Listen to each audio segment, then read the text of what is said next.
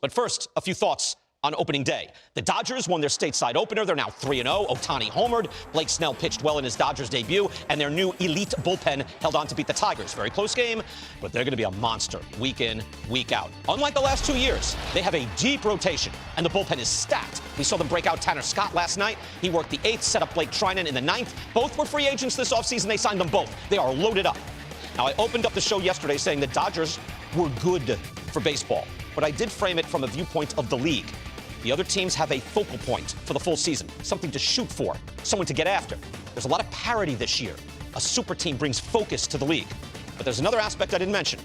This is a traveling barnstorming act. This is the 98 Bulls, the Jeter Yankees, the Big Red Machine back in the day, Bench Rose and Morgan. Wherever they go, it's an event. An international event. They got the Showcase primetime game yesterday on ESPN. They'll be featured here on MLB Network all this season. Baseball has its hardcore fans who will love baseball no matter what. The Dodgers transcend that and bring in fans who can take it or leave it. That's a wide swath of the population. And in this media environment, with a lot of choices, one signature ball club loaded with international stars is a beacon bringing fans in across the country and worldwide. Also on opening day, the confrontation you could only hope for. The marquee player of the season, Juan Soto, Mets debut, up with 2 on, 2 outs in the 9th. Mets down 3-1 on the mound. Yeah, Josh Hader. Let's go back in time. First, 6 years ago, this was the pivotal moment for the Nationals World Series run, 2019 wildcard game. It's a single-game knockout back then. Bottom 8th, Nats down 2, bases loaded, 2 outs. Josh Hader in for the Brewers. He's the #1 reliever in the game. Soto singled. It got away from Trent Grisham and right. 3 runs will score. Nationals 4 outs from being eliminated, beat the Brewers, and went on, took a while, but went on to win the World Series. That's a signature confrontation. So back to yesterday, Soto versus Hader. Soto and the Mets down 2, again 2 on, 2 outs. A lot of similarities, but this is in the 9th. Hader goes down 3-0, somehow battled back against the player with about the lowest chase percentage in the league. He got Soto chasing, struck him out to end the game. Not the dream ending for Met fans, but a great confrontation on day one of a 15-year deal. 15 years. Speaking of the Mets, a note to the mayor of New York. Eric Adams is taking heat for wearing a split Yankees-Mets cap. The New York Post calls it the much-loathed split hat. Now, I understand what the mayor's trying to do. He needs to court all 5 boroughs, but I'm going to somewhat defend him. He's allowed to do this to a point. I grew up in New York. As a kid, I went to more Mets games than Yankees games. It was a closer drive. My father was a cop in Queens, but I was a Yankee fan. You are allowed to root for both clubs. You do not have to love one and hate the other. However, you have to have a primary and a secondary. If you say you like both, it means you don't really care enough. I like the Mets. They were always interesting, but I was a Yankee fan. My daughter Claire wears a split hat. Get a load of this. It's a Yankees-Dodgers hat. That's my daughter Claire. But she's a Yankees fan. Claire wears the hat because she lives in Brooklyn. That's what the kids do. The hat says, I'm a coastal elite. Yeah, but she's a Yankees fan. World Series, eventually those two played. She was going Yankees. By the way, Mayor Adams also said yesterday the Yankees and the Mets generate nearly $1 billion in economic activity for New York City. That's good to hear. Again, the hat's fine, Mayor. Don't listen to the haters. But you need and pick a primary and a secondary.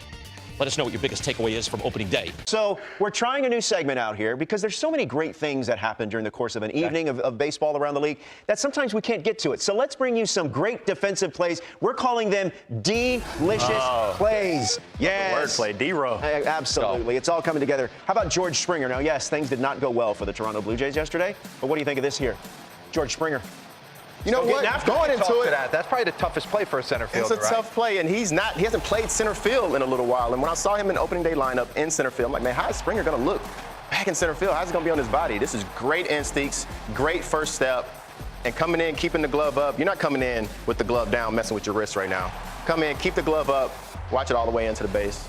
Friday night baseball tonight in Toronto. It's the Orioles and the Blue Jays on Apple TV+. All right, let's go to Dodger Stadium. And by the way, that was one of the few baseballs that the Orioles didn't send over the yard. This is Ryan Kreidler. Yeah, this was a on the great Detroit Tigers at Dodger Stadium. That's an amazing catch. This is so hard because first, you see the right fielder out of your peripherals coming at you. You're like, is he going to go at it? Am I going to go at it? And you have the warning track right there. You can't go full head first into the wall. So you have to learn how to get down as quick as possible after making that play. That's a scary play, running full speed to the wall right there.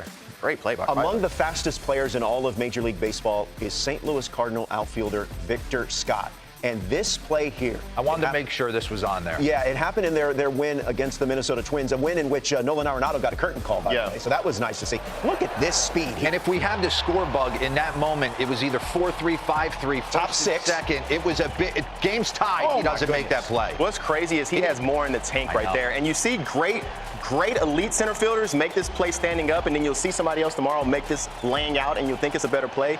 Victor Scott still has more ground he can cover. He was pretty much in right field right there. And just to be blessed with that kind of speed, remarkable. All right, Corner I'm showing you outfield, get out the 3 outfield plays.